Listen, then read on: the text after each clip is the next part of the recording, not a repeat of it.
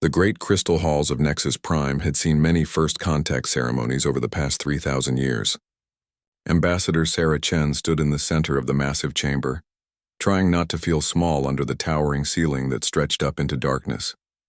Around her, representatives from 47 different species sat in carefully arranged sections, each designed to accommodate their unique physical needs. The crystalline hegemony members floated in shimmering energy fields. The aquatic delphinids rested in their water-filled observation pods. The insectoid hive speakers clicked and buzzed in their hive mind clusters.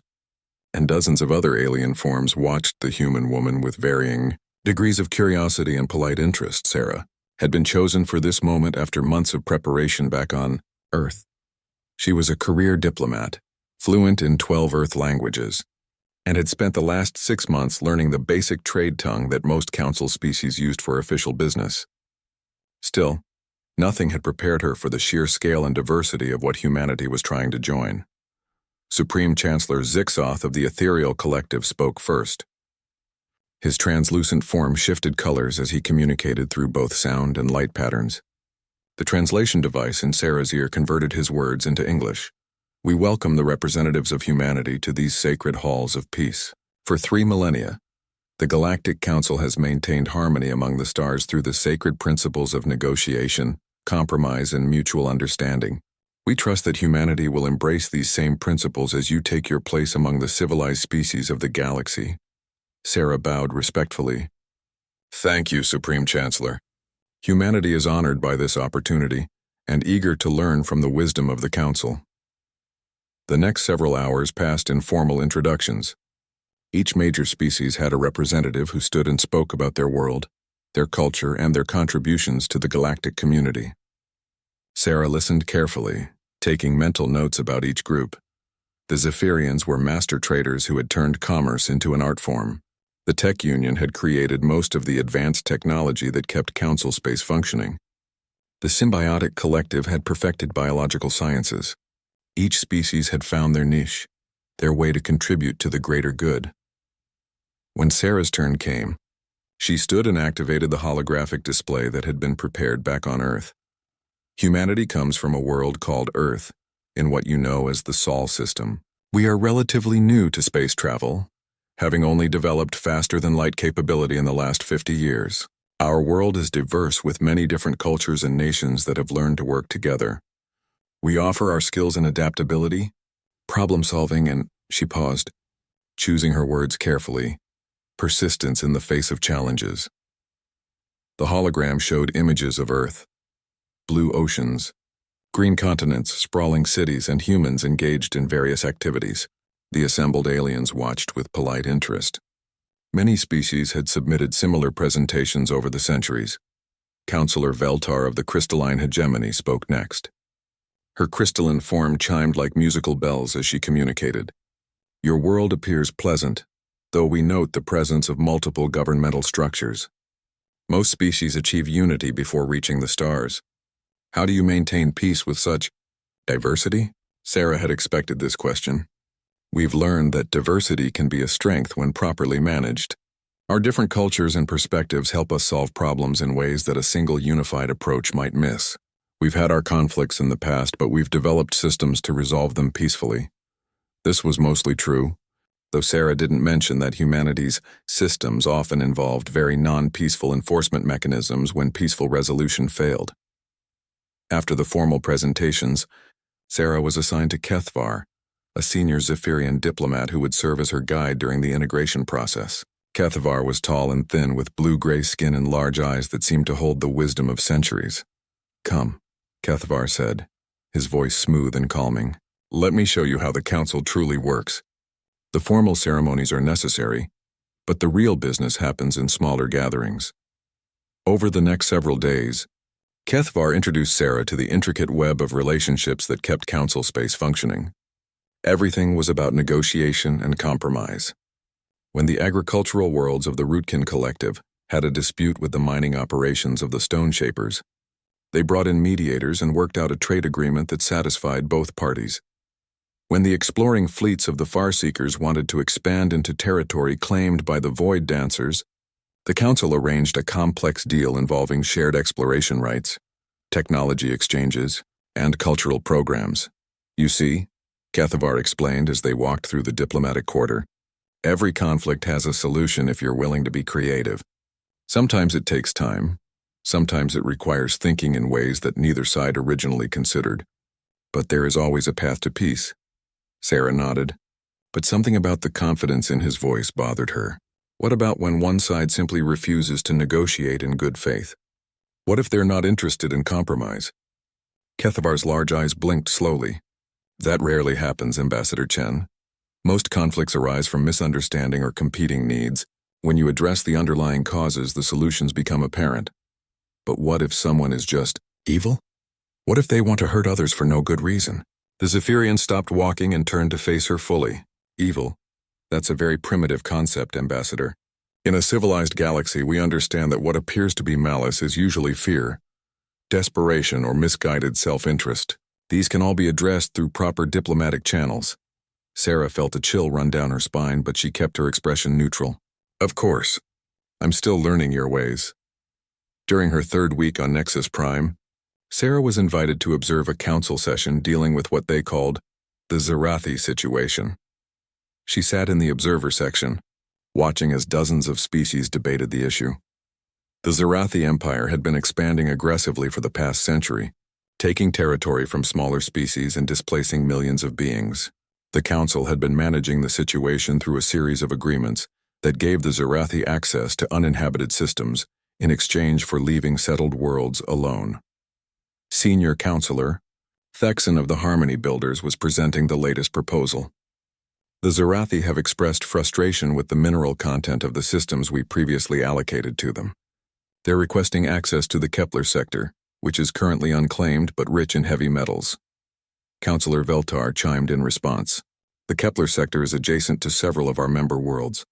Granting the Zarathi access might make some of our allies nervous.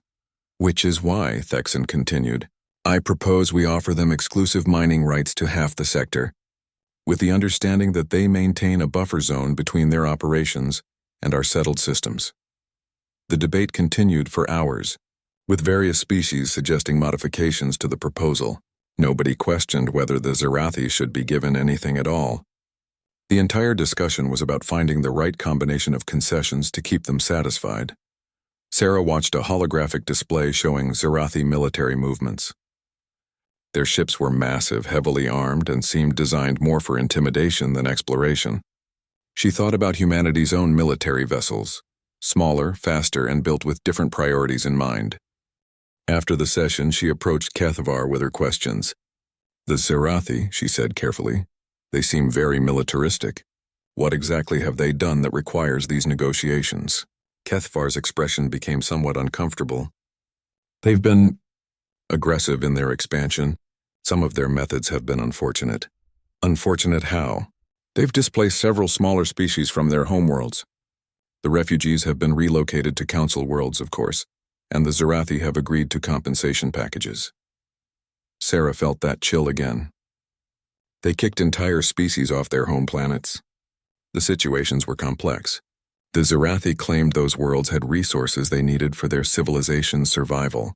Rather than fight a war that would hurt everyone, the Council negotiated relocations. It wasn't ideal, but it prevented bloodshed. That night, Sarah accessed the Council's historical databases from her quarters. What she found made her stomach turn. The Zarathi hadn't just displaced the species they'd conquered. The reports, written in the careful diplomatic language of Council bureaucrats, described what could only be called systematic torture and murder. The Alteran colonies had been depopulated through intensive resource extraction protocols. When Sarah dug deeper, she found testimony from refugees describing forced labor, medical experimentation, and mass killings. The Zarathi hadn't just taken the Alteran worlds. They'd used the population as test subjects for biological weapons. The hegemony of Whispers had been relocated after cultural compatibility issues with Zarathi expansion. The surviving Whisper speakers told stories of their libraries being burned, their historians executed, and their children taken for cultural integration programs that none had ever returned from. Sarah spent the rest of the night reading through similar reports. Each time, the Council had responded with negotiations. They offered the Zarathi new territories, trade agreements, technology exchanges, anything to stop the violence, and each time the Zarathi took what was offered and then demanded more. The next morning, Sarah requested a private meeting with Supreme Chancellor Zixoth. She was granted an audience in his personal chambers, a space filled with swirling energy patterns that somehow conveyed both ancient wisdom and infinite patience. "Supreme Chancellor," Sarah began, "I've been reviewing the history of the Zarathi situation, and I have some concerns."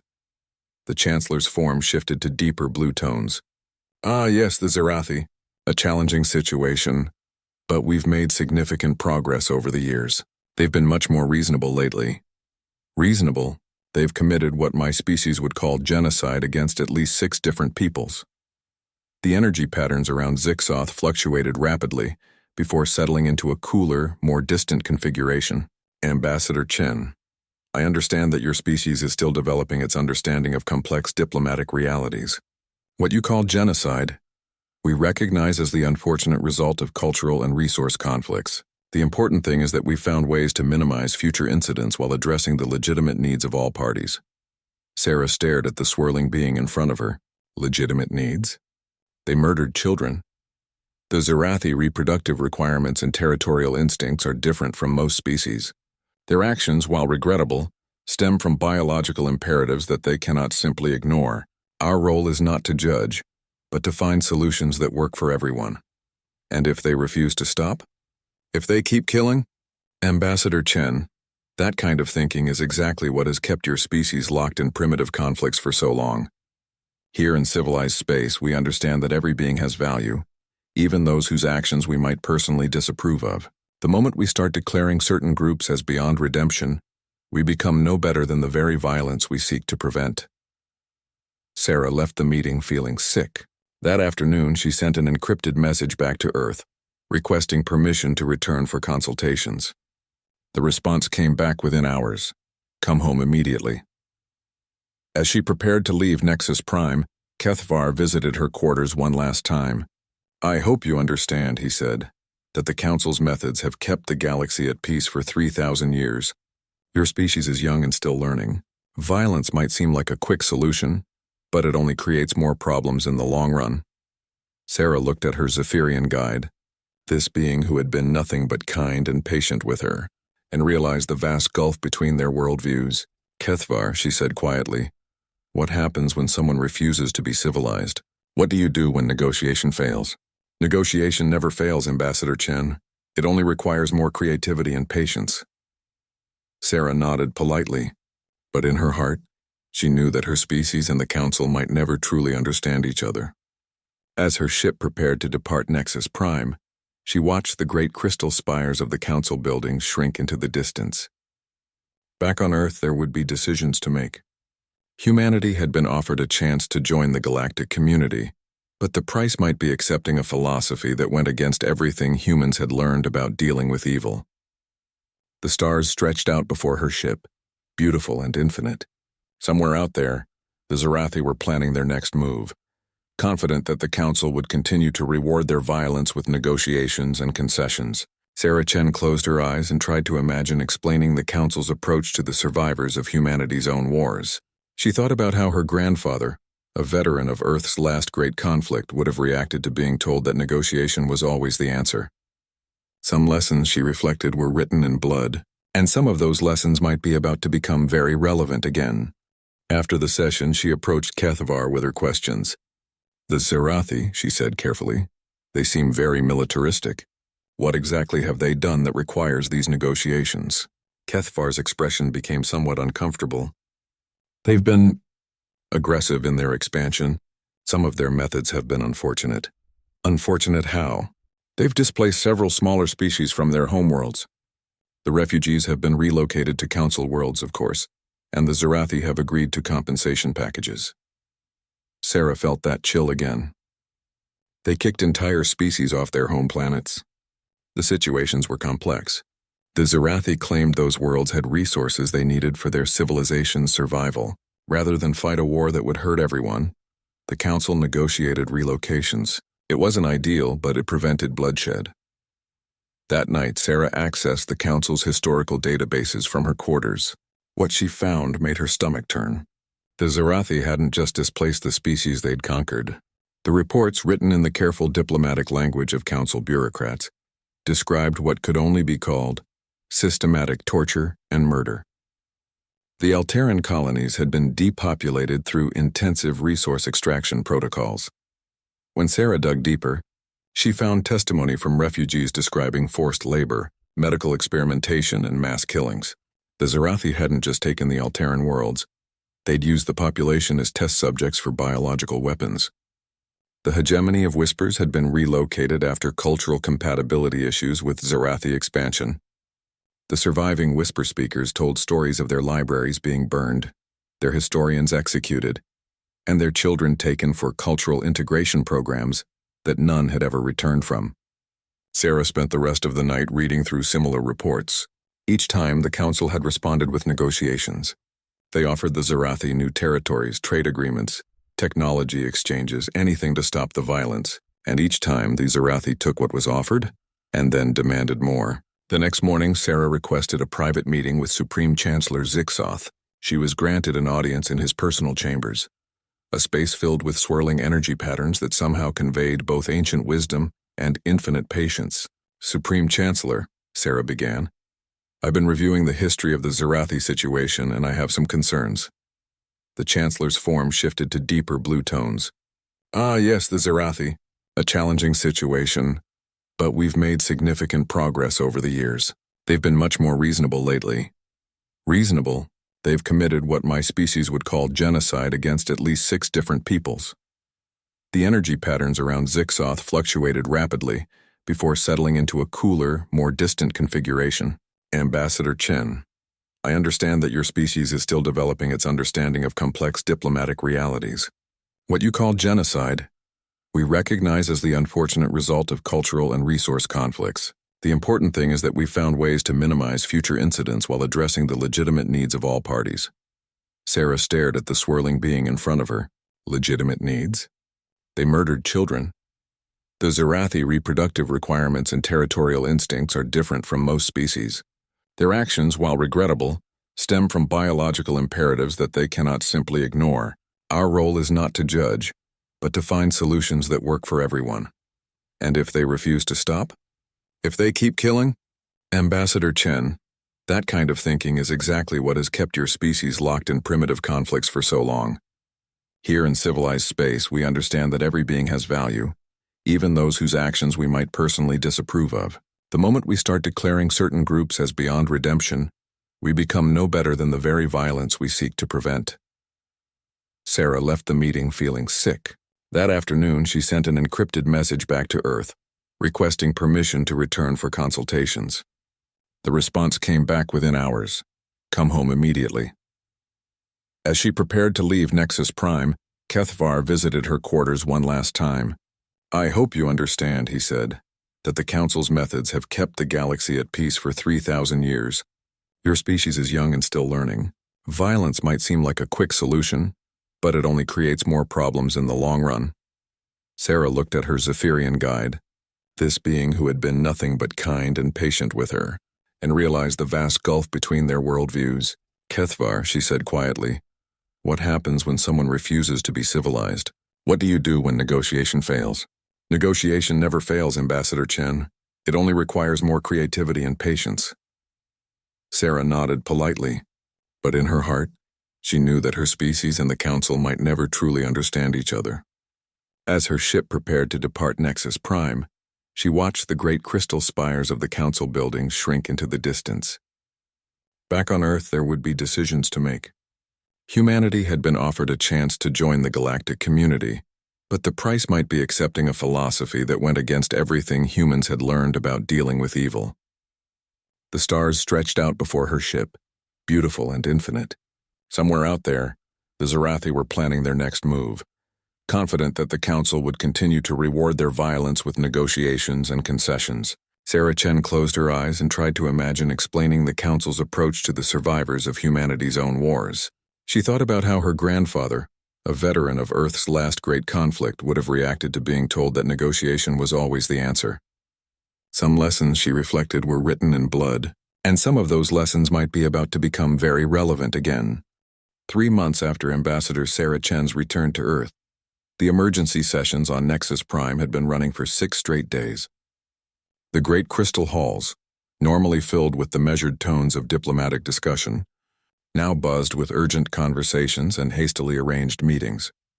The crisis had begun in the outer rim of council space, in the peaceful Alteran border colonies that had been rebuilt after the refugees' relocation decades earlier. The new generation of Alterans had grown up on these worlds, believing themselves safe under council protection. They were artists and philosophers, their crystalline cities centers of learning and culture that attracted visitors from across the galaxy. The attack had come without warning. Zarathi battle fleets, larger and more aggressive than anything seen before, had swept through the Alteran systems like a plague. But this time they hadn't simply conquered and displaced. This time, they had started killing.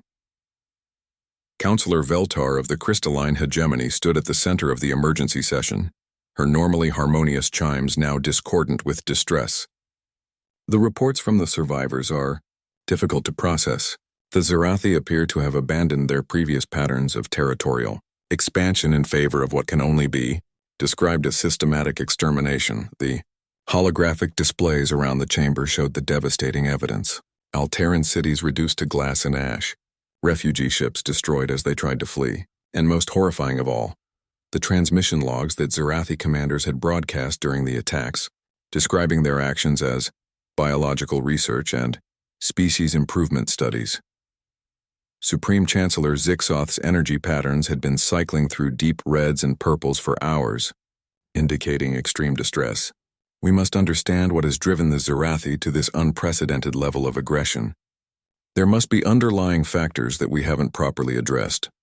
Senior Counselor Thexan of the Harmony Builders had been working frantically with his staff to develop response options. I've been in contact with Zarathi diplomatic channels. They claim the Alterans were harboring biological weapons and posed an existential threat to Zarathi security. They're willing to discuss the situation if we can provide them with suitable assurances about future threats. A collective gasp went through the chamber. Counselor Murthak of the Symbiotic Collective spoke up, his voice tight with barely controlled emotion. Biological weapons? The Alterans are pacifists. They've never developed anything more dangerous than advanced art supplies. Nevertheless, Thexan continued, the Zarathi position is that they acted in self-defense.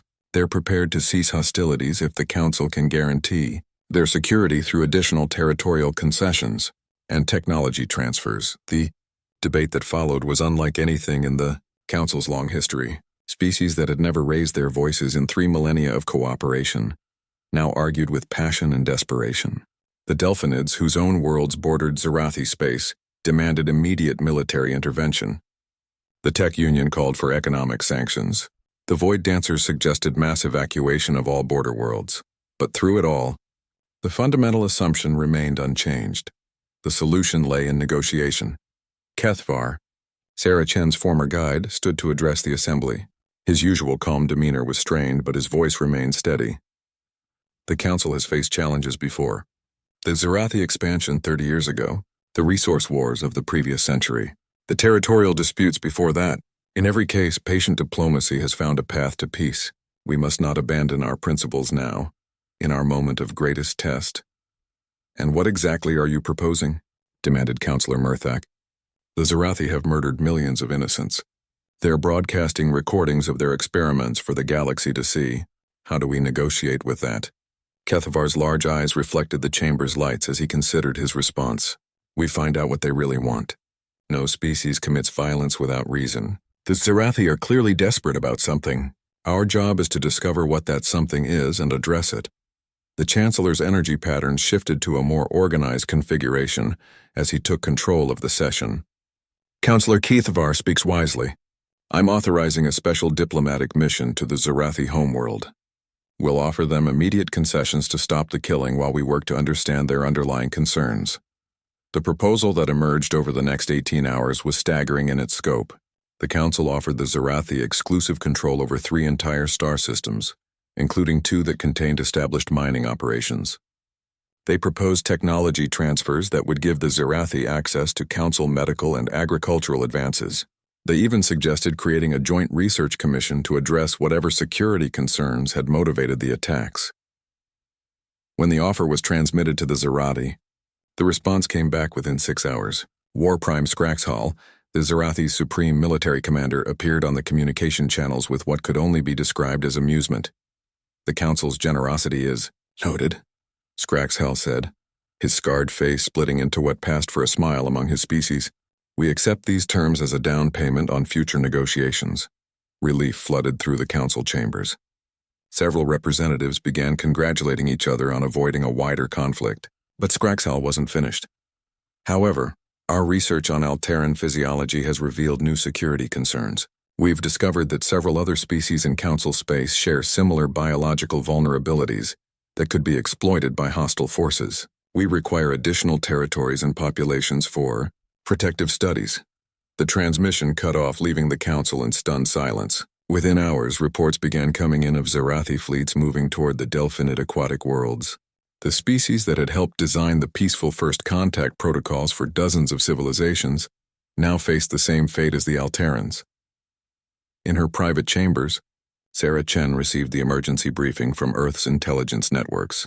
She had been on Nexus Prime as an unofficial observer, watching the Council's response unfold with growing horror. The images in the classified files were worse than anything the Council had shared publicly. The Zarathi weren't just killing their victims, they were studying them, breaking them down piece by piece to understand how different species experienced pain, fear, and death. The biological research they claimed to be conducting was torture refined into a science. Sarah requested an immediate private audience with Supreme Chancellor Zixoth. She found him in his meditation chambers, surrounded by swirling patterns of light that seemed to reflect his inner turmoil. "Chancellor," she began carefully, "I've been authorized by my government to offer Earth's assistance in dealing with the Zarathi situation." The energy patterns around Zixoth shifted to curious blues and greens. "What kind of assistance does humanity propose, Ambassador Chen?" "Military assistance. Our fleet is small compared to what we've seen of Council forces, but we've had extensive experience dealing with aggressive expansionist powers. We're prepared to help stop the Zarathi attacks." The Chancellor's form flickered with what seemed like alarm. "Military assistance? Ambassador, surely you understand that violence only breeds more violence. The moment we resort to military force, we become no better than the Zarathi themselves." Sarah felt the familiar frustration that had driven her from Nexus Prime months earlier. "With respect, Chancellor, the Zarathi are committing genocide. They're torturing entire populations for their own amusement. How is stopping them morally equivalent to what they're doing?" Sarah felt the familiar frustration that had driven her from Nexus Prime months earlier. "With respect, Chancellor, the Zarathi are committing genocide. They're torturing entire populations for their own amusement. How is stopping them morally equivalent to what they're doing? Because the moment we decide that some beings are beyond redemption, we start down a path that leads to the very darkness we seek to avoid. The Zarathi may be misguided, but they are still sentient beings with their own fears and needs. Our role is to help them find better ways to address those needs. And if they refuse, if they keep killing while you're trying to help them find better ways?" Zixoth's patterns settled into the deep, patient colors that Sarah had learned indicated absolute conviction. "Then we must try harder. We must be more creative, more generous, more understanding. The alternative is to abandon everything that separates civilization from barbarism." Sarah left the meeting knowing that the conversation had been pointless. The Council would continue to offer concessions while the Zarathi continued to kill. She began composing her report to Earth, knowing what the response would be. 2 days later, as Zarathi forces began their assault on the Delphinid homeworld, the Council convened another emergency session. This time they offered 5-star systems, exclusive access to rare mineral deposits, and a formal declaration that the Zarathi Empire would be recognized as a major partner in Council governance. The Zarathi accepted the offer and immediately used their new territories as staging areas for attacks on the insectoid hive speakers. Councillor Murthak had had enough. Standing before the assembly, his bioluminescent patches flashing with anger, he delivered a speech that would be remembered for generations. "How many species must die while we congratulate ourselves on our moral superiority? The Zarathi aren't misunderstood or desperate. They're predators who've learned that we'll pay them to kill. Every concession we offer is blood money that enables the next atrocity. The chamber erupted in arguments. Half the council supported Murthak's position, while the other half accused him of abandoning the principles that had kept the galaxy peaceful for millennia. Through it all, Kethvar stood quietly, his large eyes reflecting the chaos around him. When the shouting finally died down, he spoke in the same calm voice he'd used to welcome Sarah Chen all those months ago. I understand the frustration. I truly do. But we must remember that the moment we choose violence over negotiation, we become the very thing we claim to oppose. The Zarathi may be committing terrible acts, but they're still fellow sentients sharing this galaxy with us. If we abandon our commitment to peaceful resolution, what separates us from them? Counselor Veltar chimed in agreement. The Zephyrian speaks truth. Yes, the Zarathi actions are regrettable, but if we respond with violence, how do we explain that to the next generation? How do we tell them that peace is possible while showing them that we turned to war when things became difficult? The session ended without resolution, but Sarah Chen had heard enough. That evening, she sent a coded transmission to Earth. Council unwilling to take meaningful action. Zarathi growing bolder. Recommend immediate deployment. The response came back 12 hours later. Fleet already en route. Maintain cover until arrival. As Sarah prepared for what was coming, she watched the Delphinid refugee ship streaming past Nexus Prime. Thousands of aquatic beings who had done nothing wrong except live in the path of Zarathi expansion. The Council had already begun preparing new negotiations, offering the Zarathi even more concessions in exchange for restraint in their research programs. In her private quarters, Sarah composed her final report as an observer. She wrote about the Council's genuine commitment to peace, their horror at violence, and their absolute inability to recognize that some threats couldn't be negotiated away. She wrote about species that had evolved on peaceful worlds, who had never faced existential threats and couldn't comprehend evil that killed for its own sake. She wrote about the tragic irony of a civilization so committed to preserving life that they couldn't bring themselves to stop those who destroyed it. But mostly she wrote about the refugees, the survivors of species who had trusted in Council protection and paid for that trust with everything they held dear. As she finished the report, Sarah looked out at the stars surrounding Nexus Prime. Somewhere out there, human ships were approaching at maximum speed. Soon the galaxy would learn what happened when humanity encountered evil that refused to be reasoned with. The Council had spent 3,000 years proving that negotiation could solve any problem. Humanity was about to prove them wrong. The emergency session of the United Earth Assembly had been called at 300 hours Geneva time, but every representative was present. President Maria Santos stood at the podium, her face grim as she looked out at the assembled delegates from every nation, colony, and orbital habitat that humanity called home. Ladies and gentlemen, she began, her voice carrying clearly through the vast chamber. 3 hours ago, we received Ambassador Chen's final intelligence report from Nexus Prime. The situation in Council space has deteriorated beyond anything we initially understood. The massive screens around the chamber lit up with images that made even hardened military veterans look away. Recordings from Zarathi broadcasts showing their research facilities. Bodies of Alteran children arranged in rows for experimental purposes. Delphinid families being separated for what the Zarathi called stress response studies. The Galactic Council, President Santos continued, has responded to this genocide by offering the perpetrators more territory and resources. Their latest proposal would give the Zarathi Empire control over systems containing 12 billion innocent beings. A murmur of disgust swept through the assembly. General Patricia Okafor, the head of Earth's military command, stood from her seat. Madam President, what exactly are we being asked to consider? Santos looked directly at the general. The question before us is simple. Do we stand by and watch while the Council negotiates with mass murderers? Or do we act according to the principles that have guided humanity through our darkest hours? The debate that followed was unlike anything in the Assembly's history, but not because it was long or contentious. Instead, it was remarkable for its brevity and unanimity.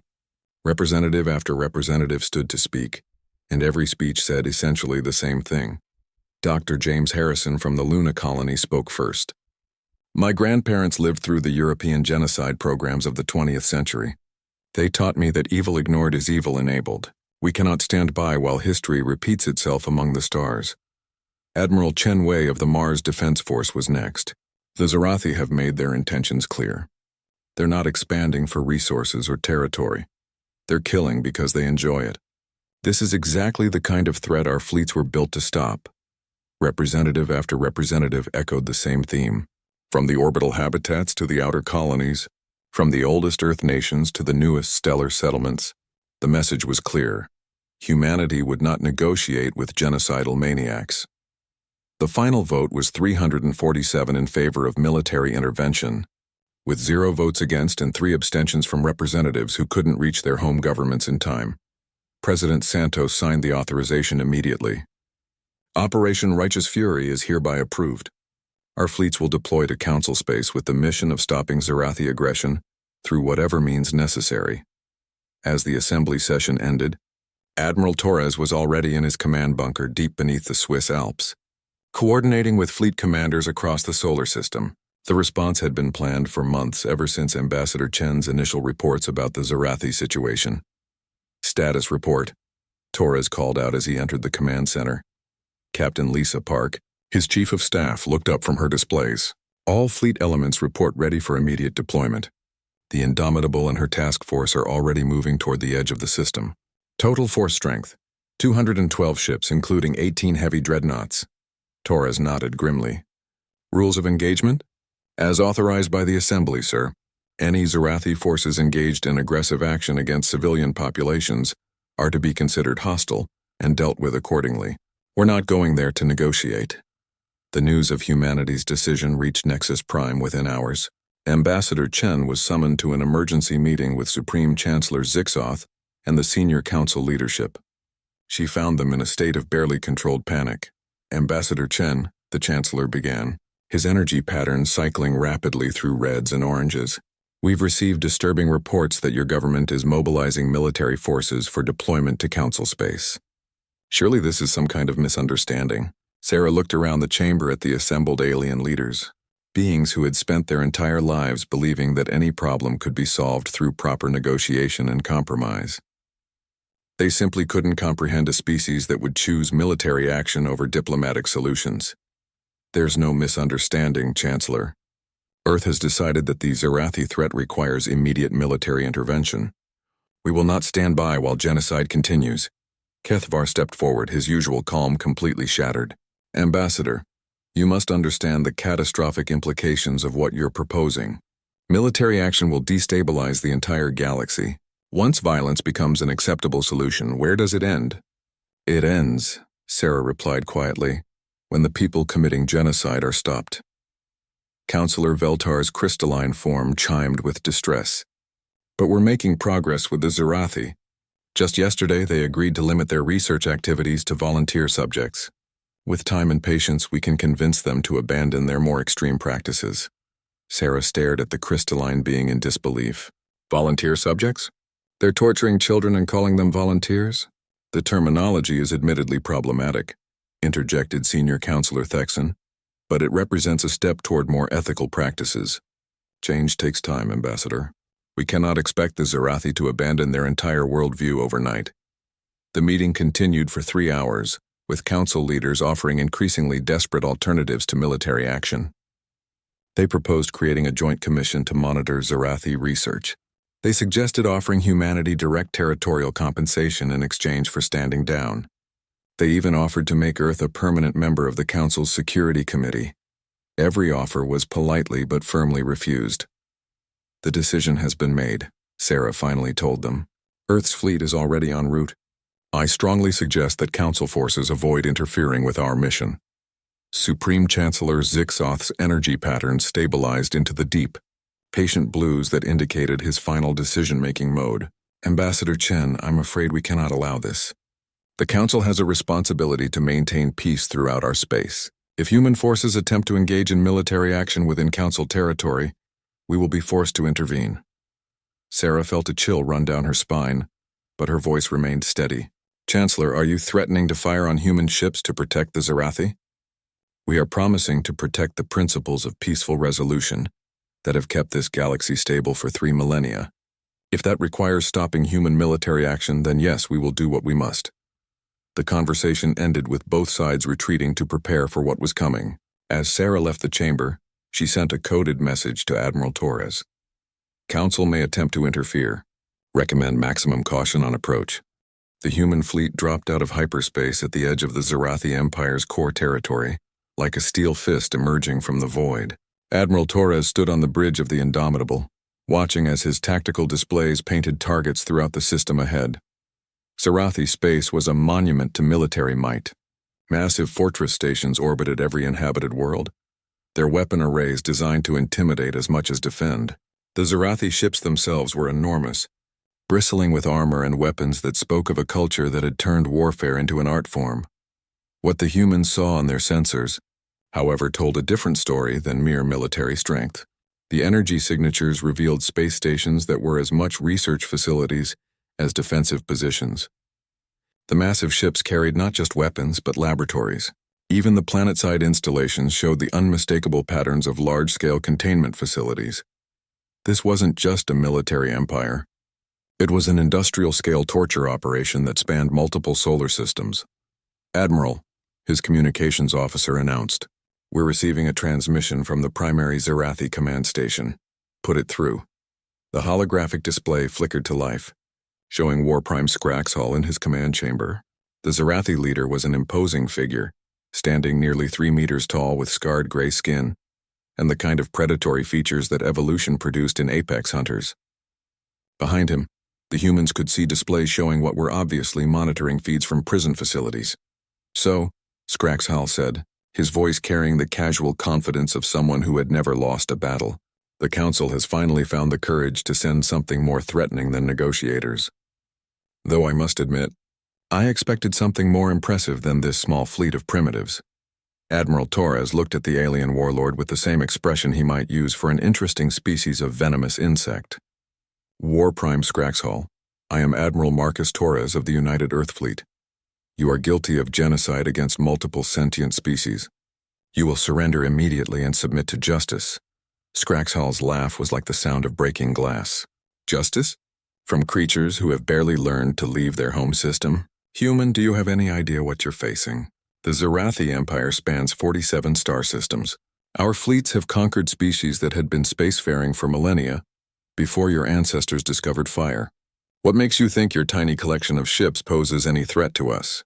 Torres's response was delivered in the same flat, emotionless tone he had used during the liberation of the Martian colonies 30 years earlier. "You have 10 minutes to surrender unconditionally and release all prisoners. This is not a negotiation. This is a warning." The Zarathi War Prime's expression shifted from amusement to genuine confusion. "A warning? Human, I have 200 ships in this system alone. Each one is larger and more heavily armed than your entire fleet. Are you suffering from some form of mental breakdown?" 8 minutes. Skraxhall leaned forward, his predatory features twisting into what might have been curiosity. "Very well. I admit your species intrigues me.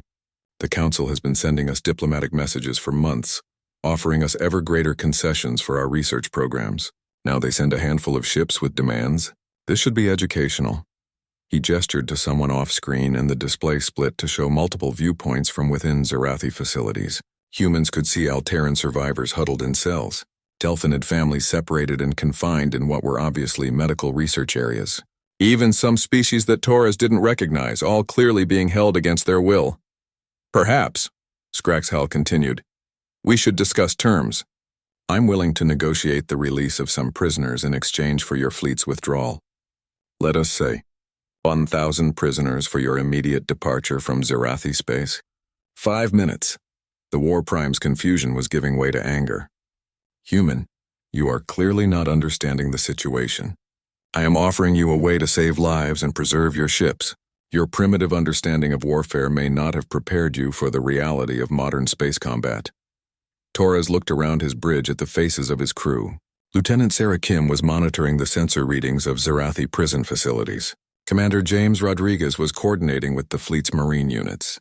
Captain Lisa Park was overseeing the targeting solutions for what was coming next. Every one of them had the same expression. Cold, focused determination. "War Prime," Torres said quietly.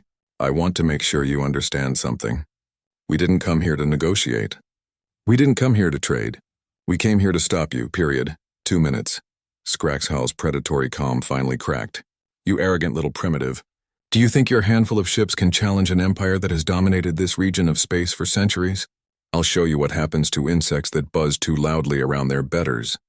The communication cut off, and immediately the Zarathi fleet began moving into attack formation. Their ships were massive, designed to overwhelm opponents through sheer firepower and intimidation.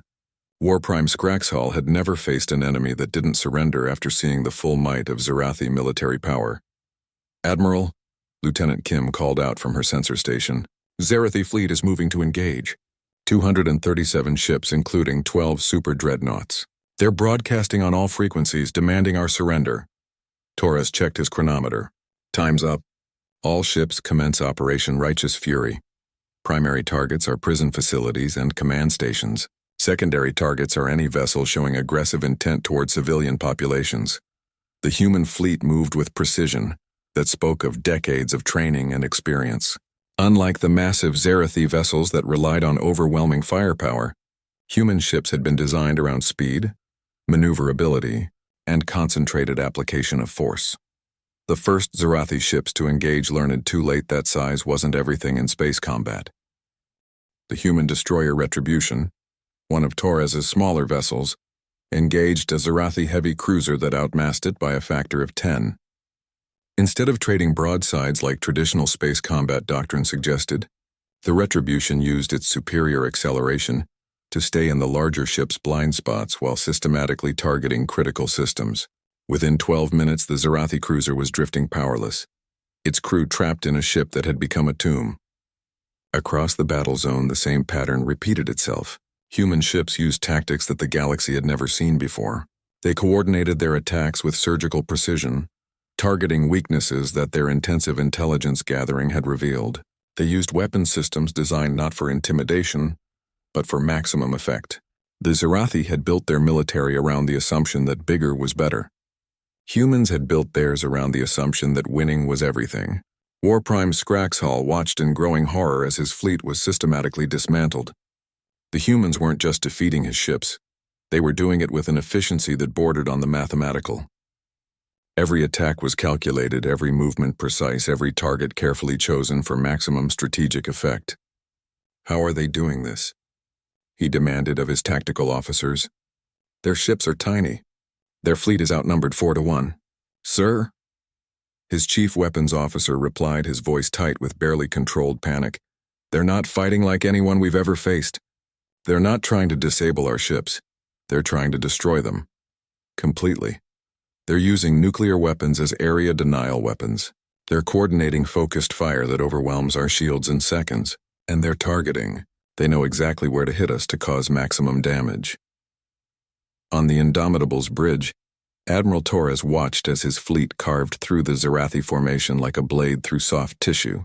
The enemy ships were impressive looking, but they had been designed by a species that had gotten used to winning through intimidation rather than actual combat capability. Admiral, Commander Rodriguez called out. Marine boarding teams report successful infiltration of Prison Station Alpha. They've secured approximately 2,000 prisoners and are beginning evacuation procedures. Any resistance? Minimal, sir. The station's security forces surrendered as soon as they realized they were facing human Marines. Torres nodded. Human Marines had a reputation even within Earth's military. They were volunteers who had specifically trained for exactly this kind of mission, rescuing prisoners from hostile forces.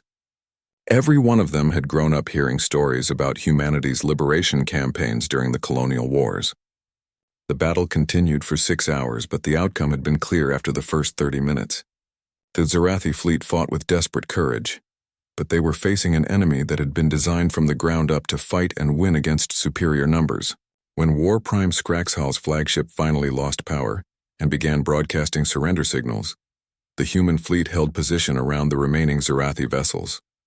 Of the original 237 ships, 43 were still capable of movement. The rest were either destroyed or disabled. Torres opened a communication channel to the Zarathi command ship. War Prime Scraxhall, this is Admiral Torres. Do you surrender? The holographic display showed the Zarathi leader sitting in what was obviously a damaged command center. His predatory confidence had been replaced by something that looked like genuine bewilderment. "How?" he asked simply. "How did you defeat us so completely?" Torres looked at the alien warlord who had been responsible for the deaths of millions of innocent beings. "Because we've had to learn how to fight against impossible odds. Your species conquered others who had never faced real war. Our species grew up fighting each other. We learned that if you're going to fight, you fight to win, completely and without reservation. What happens now? Now you surrender your remaining forces, release all prisoners, and submit to justice for your crimes against sentient life." Scraxhell was quiet for a long moment. "And if I refuse?" Torres's expression didn't change. "Then we finish what we started." The formal surrender came 3 hours later. Zarathi forces throughout their empire received orders to stand down and cooperate with human liberation forces. Prison facilities that had operated for decades were opened. Millions of prisoners from dozens of species were freed and evacuated to safety. As Torres stood on his bridge watching the evacuation ships departing for Council space, his communications officer received a priority transmission from Nexus Prime. "Sir, it's from the Galactic Council. They're requesting immediate negotiations regarding the situation." Torres almost smiled. "Tell them we'll be happy to discuss the humanitarian aid requirements for the liberated populations. As for everything else, tell them there's nothing to negotiate." Across the galaxy, species that had spent millennia believing that negotiation was always the answer watched recordings of the battle and struggled to understand what they had witnessed. In 6 hours, a small human fleet had accomplished what the entire Galactic Council had been unable to achieve in decades of diplomatic effort. They had stopped the Zarathi. Completely. The age of assuming that evil could be negotiated with was over. The great crystal halls of Nexus Prime had never seen anything like the emergency session that convened 3 days after the Battle of Zarathi Prime. Representatives from all 47 Council species packed into chambers that suddenly seemed too small for the magnitude of what they were trying to process. Ambassador Sarah Chen stood once again in the center of the assembly, but this time she wasn't alone. Behind her sat Admiral Torres, still wearing his fleet uniform, and beside him were 3 beings that had changed everything. Kithara, an Alteran artist who had survived 18 months in Zarathi research facilities. Mirdek, a Delphinid engineer whose entire family had been killed in the laboratories. And Zixtal, a young hive speaker whose species had been declared extinct until human marines found survivors in the deepest levels of Zarathi prison stations. Supreme Chancellor, Zixoth's energy patterns had been cycling through confused colors for hours. The being who had spent centuries believing that every problem had a diplomatic solution was struggling to understand what the humans had accomplished. Ambassador Chen, the Chancellor began, his voice carrying overtones of bewilderment. "The Council has reviewed the reports from Zarathi space. The scale of what your military forces achieved in a single day is unprecedented in galactic history." Sarah nodded respectfully. "The human fleet accomplished exactly what it set out to do, Chancellor. The Zarathi genocide has been stopped, their military capability has been neutralized, and their prisoners have been liberated." Councillor Veltar's crystalline form chimed with distress. But at what cost? The destruction was enormous. Entire Zarathi fleet formations were eliminated. Their industrial capacity has been crippled. How do we explain this level of violence to future generations? Admiral Torres spoke for the first time since the session began. His voice carried the quiet authority of someone who had seen too much war, but knew why it had been necessary. "Counselor, with respect, the Zarathi had 47 star systems. They controlled hundreds of industrial stations. They had research facilities on dozens of worlds. In our entire operation, we targeted only military vessels that fired on us, and facilities that were being used to imprison and torture innocent beings. We could have done much worse." Senior Counselor Thexan leaned forward, his bioluminescent patches flashing with agitation. "But surely there must have been alternatives. Some way to achieve the same result without resorting to such extreme measures." Kithara, the Alteran survivor, spoke up from her place beside Admiral Torres. Her voice was soft but carried clearly through the chamber's translation systems. "Counselor, I spent 547 days in Zarathi facilities. I watched them torture children to study fear responses. I saw them separate families to test grief reactions. I witnessed experiments that I cannot describe in civilized company. While you were negotiating with my captors, offering them rewards for moderation, they were using my people as laboratory animals. The chamber fell silent. Mirdek, the Delphinid engineer, continued where Kithara had left off. The Zarathi weren't interested in your negotiations except as ways to gain time and resources for expanded operations. Every concession you offered them, they used to build more prison facilities. Every system you gave them access to, they filled with new victims. Zeekstal, the young hive speaker, added his perspective through the electronic interface that translated his species' complex biochemical communications. The Zarathi told us that the Council approved of their research. They said the negotiations proved that our suffering was acceptable to the civilized galaxy, as long as it happened quietly. They used your diplomatic contacts as proof that no one would come to help us. The impact of these testimonies on the Council was visible. Species that had spent millennia believing in the moral superiority of peaceful resolution were confronted with the voices of those their policies had failed to protect. Kethvar, Sarah's former guide, stood to address the assembly. His usual calm was strained, but his commitment to Council principles remained unshaken. The suffering described is indeed horrific, and we all share the grief of the survivors. But surely we must consider the broader implications of what has occurred. Humanity has introduced military force as an acceptable solution to galactic disputes. Where does this lead? If every species decides that violence is preferable to negotiation, how do we maintain the peace that has existed for 3,000 years? Admiral Torres met the Zephyrian's gaze directly. Counselor Kethvar, you speak of maintaining peace, but there was no peace in Zarathi space. There was only suffering that you chose not to see. The question isn't whether military force is acceptable. It's whether allowing genocide to continue is acceptable. But once we accept violence as a solution, Kethvar persisted, how do we control it? What prevents the next crisis from escalating into galaxy-wide warfare? Sarah Chen stepped forward, understanding that this was the moment that would define humanity's relationship with the galactic community. Counselor, you're asking the wrong question. The question isn't how to prevent all violence. It's how to prevent evil from taking advantage of good intentions. The Zarathi didn't commit genocide because diplomacy failed. They committed genocide because they knew diplomacy would protect them from consequences. She gestured toward the survivors beside her. These beings and millions like them paid the price for the Council's unwillingness to recognize that some threats cannot be negotiated away. Our species learned this lesson during our own dark periods. Evil that is appeased is evil that is enabled. Supreme Chancellor Zixoth's energy pattern shifted to the deep contemplative colors that indicated serious consideration. What exactly are you proposing, Ambassador Chen? 2 paths forward, Chancellor. The Council can continue as it has, maintaining its commitment to negotiation-only solutions, or it can recognize that civilization sometimes needs to be defended with more than good intentions. The debate that followed lasted for 18 hours and split the Council in ways that would reshape galactic politics for generations. Progressive species like the Tech Union and the Symbiotic Collective argued for military cooperation with humanity. Traditional diplomatists insisted that violence would only breed more. Violence. Counselor Murthok of the Symbiotic Collective delivered what many considered the most important speech in Council history. We have spent 3 millennia congratulating ourselves on our moral superiority while the Zarathi turned torture into an industrial process. We have offered rewards to mass murderers while their victims screamed for help that never came. If this is what civilization looks like, then perhaps we need to reconsider what civilization means. The final vote was closer than anyone expected. 24 species voted to establish military cooperation protocols with humanity.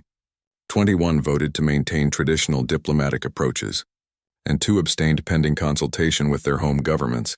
The galaxy had split. 3 months later, the Terra Accords were signed in a ceremony aboard the human ship Indomitable, now orbiting the former Zarathi homeworld. Representatives from 26 species committed their governments to a mutual defense pact based on the principle that some threats required military response.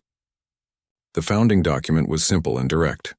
We, the undersigned species, recognize that while diplomacy and negotiation remain the preferred methods for resolving disputes, there exist threats that cannot be reasoned with, bargained with, or appeased. When faced with genocide, slavery, or other crimes against sentient life, we commit to collective action to protect the innocent, regardless of the political inconvenience such action might create. The remaining council species established what they called the Traditional Diplomatic Union, maintaining their commitment to negotiation-only solutions.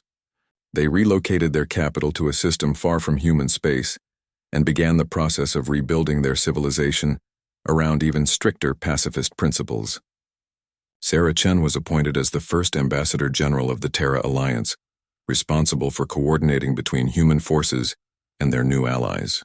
Her first official act was to establish the Galactic Rescue Service, a joint military humanitarian organization designed to respond to future situations like the Zarathi crisis. Admiral Torres remained in command of human fleet operations, but now worked with officers from dozens of species who had learned from human military doctrine. The galaxy watched nervously as this new alliance began conducting joint training exercises and sharing tactical knowledge. The true test of the new system came 18 months later, when a species called the Harvester Collective began enslaving primitive civilizations in the Outer Rim. The Traditional Diplomatic Union sent negotiators and offered the Harvesters uninhabited systems in exchange for ceasing their operations. The Terra Alliance sent a joint fleet that liberated the enslaved populations in a week-long campaign that became known as the Outer Rim Liberation. Standing on the bridge of the Indomitable as the last Harvester prison ship surrendered, Admiral Torres found himself thinking about the conversation that had started humanity's involvement in galactic affairs. Kethavar had asked what prevented the next crisis from escalating into galaxy-wide warfare. The answer Torres had learned wasn't preventing all conflict. It was making sure that when conflict came, it was the right people who won. As refugee ships carrying liberated slaves departed for safety, Torres received a communication from an unexpected source. Kethavar, still serving with the Traditional Diplomatic Union, appeared on the holographic display looking older and more tired than Torres remembered.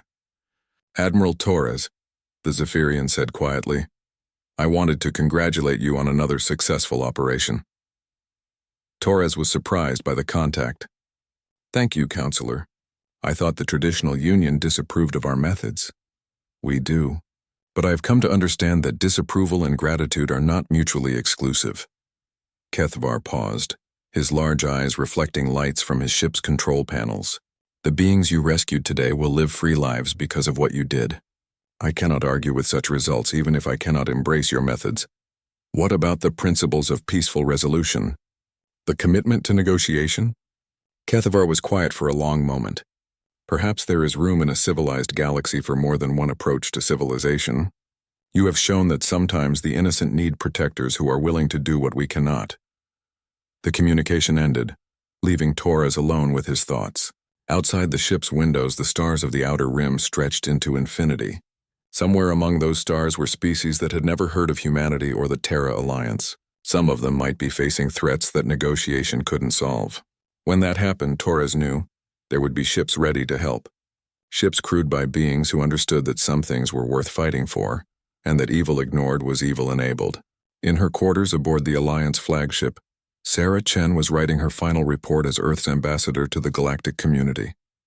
She wrote about a civilization that had found two different answers to the question of how to respond to evil. Some species had chosen to maintain their faith in negotiation and compromise, believing that given enough time and patience, any problem could be solved peacefully.